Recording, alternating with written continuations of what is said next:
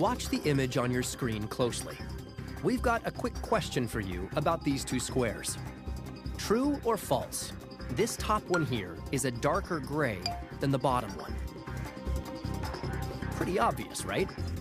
Well, maybe not, because the answer is actually false. Believe it or not, they are exactly the same color. Still don't believe these two squares are the same shade of gray? This man, experimental neuroscientist Baum, is going to show you why your brain is constantly being fooled by what it sees. We'll take a look at the illusion again. If you want, try holding up one of your hands and block this section of the image. If you're having trouble seeing it, we'll help you out. Crazy, right? Take a look at this object. One glance and you know what it is.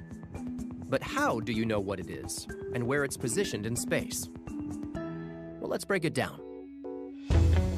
The light reflected by this object is converted by your eyes into an electrical signal and is sent down a neurological pathway called the optic nerve to the back of your brain.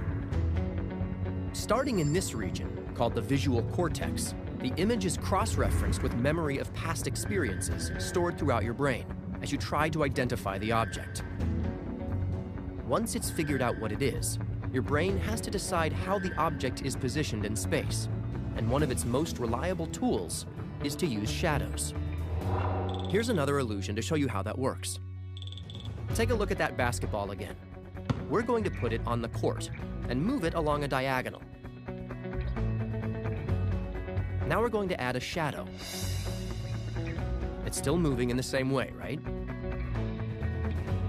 Okay, so what if we change the position of the shadow? Do you think we can trick your brain into seeing the ball's motion differently?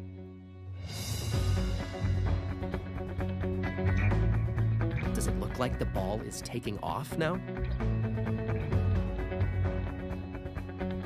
Let's tweak the shadow one more time. What's the ball doing now? Looks like it's bouncing, right? In a world with a single light source, your brain has learned to trust shadows as a near foolproof way to know the behavior of objects in space. And in general, it's worked. Until now. Behind me, there are two shadows that both appear gray because we have two white lights that are facing me. Now, if we replace with a purple filter, let's see what happens to the colors you see. The shadow no longer looks gray, it looks green. So the question is, where is that green light coming from? Well, there is no green light. The shadow's gray, but it looks green. Why? Because of the color that's surrounding it.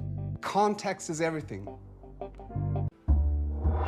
Let's start with this illusion. Stare at the X in the middle of the image. Do you see the green dot moving around in a circle? Now try to follow that green dot with your eyes. Nothing there, right? This illusion helps demonstrate how quickly your brain finds motion in your surroundings. Want to see how it does this? As you watch the X, neurons throughout your visual cortex compare the image you're looking at from one moment to the next. Specific neurons track the changing position of objects between the images, allowing you to comprehend them as moving through space. In the moving circle test, the missing dot here leaves an after image. As this after image shifts position, your brain sees a pattern that it decides is motion, and it stitches together the frames to see a moving green dot. Cool, right? What do coming next? Subscribe and like.